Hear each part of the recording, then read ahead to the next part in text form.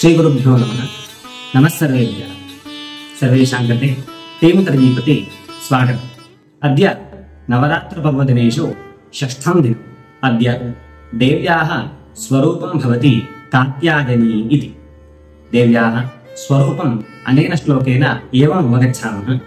चन्द्रहासोज्ज्वलकरा शार्दूलवरवाहिनी कात्यायनी शुभं दद्यात् देवी दानवघातिनी। वयम् अन्यस्यां कथायाम् अस्याः देव्याः महिषासुरसंहर्त्री स्वरूपेण कथाम् अवगतवन्तः।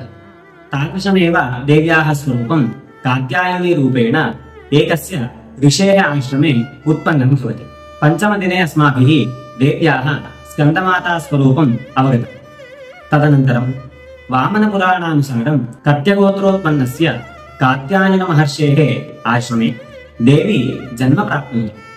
कात्यायनस्य अपत्यं स्त्री कात्यायनी इति स्वरूपेण देव्याः स्वरूपम् अद्य अवगन्तुं शक्नुमः। यदा कात्यायन्याः स्वरूपं महर्षेः कात्यायनस्य आश्रमे समुत्पन्नं तदानीमपि देवजाता सदृशतया सर्वेपि देवाः स्वकीयं आयुधं देव्याः कृते समर्पितवन्तः।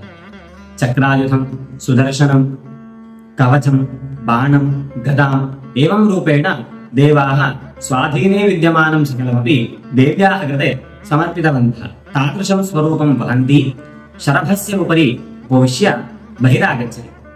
तस्याः स्वरूपं दृष्ट्वा सर्वेपि असुराः महिषासुरस्य सविधे गत्वा निवेदयन्ति।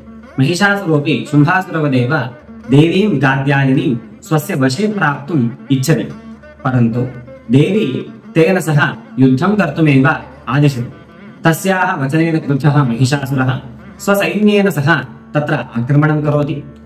एका एव देवी समग्रमपि असुरस्य सैन्यं नाशयति। महिषासुरश्च एकस्य महिषस्य स्वरूपं धरति। महिषस्वरूपेण देव्याः उपरि आक्रमणं यदा करोति, देवी दुर्गास्वरूपेण अद्यतन कात्यायनी स्वरूपेण तस्य संहारं करोति। एवं रूपेण वामनपुराणानुसारेण महिषासुरस्य संहारं कात्यायनी स्वरूपेण करोति इति अद्य पश्यामः। तादृशं स्वरूपम् अद्य अस्माभिः प्रार्थ्यते। सा देवी अस्मान् सर्वान् रक्षतु इति आशासे। अपरत्र कथायां पूर्वतने दिवसे धूम्रः स्वरूपेण धूम्रनामानं राक्षसं शैलजा नाशितवती। कौशिकी देव्या सह वर्तमाना सा देवी धूम्रलोचनं यदा संहरति सः विषयः शुम्भासुरेण ज्ञातो भवति। शुम्भासुरश्च तदनन्तरं चण्डमुण्डसंज्ञकौ राक्षसौ प्रेषयति।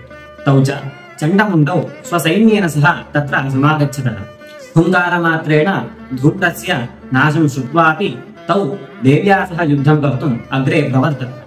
तदानीं देवी चामुण्डी स्वरूपं धृत्वा धनुर्बाणादिकं हस्ते गृहीत्वा सिंहस्य उपरि उपविश्य ताभ्यां सह युद्धं करोति। एका एव चामुण्डी देवी समग्रस्य सैन्यस्य नाशनं कुर्वन्ती सति सैनिकानां, रथानां, गजादीनां च नाशनं कुर्वन्ती अग्रे सरति। तदानीं तस्याः भयङ्करं रूपं दृष्ट्वा चण्डासुरः बाणानां घर्षणमेव करोति। तदानीं महाकाली तत्र समागत्य चण्डासुरं, मुण्डासुरं च उभावपि संहरति। सा देवी चण्डमुण्डौ संहृत्य चामुण्डी स्वरूपेण अद्य तिष्ठति। तादृशं स्वरूपमेव चण्डमुण्डः इति अद्य आराध्यते। अपरं च नाम चामुण्डी इति प्रसिद्धं लोके वयं पश्यामः। तथा च अद्य दिने देव्याः कात्यायनी स्वरूपं, चण्डमुण्डः स्वरूपम् अस्मान् सर्वान् प्रैषीष्ट इत्याशासे। अग्रिमं स्वरूपम् अग्रिमे चित्रणे पश्यामः। धन्यवादः।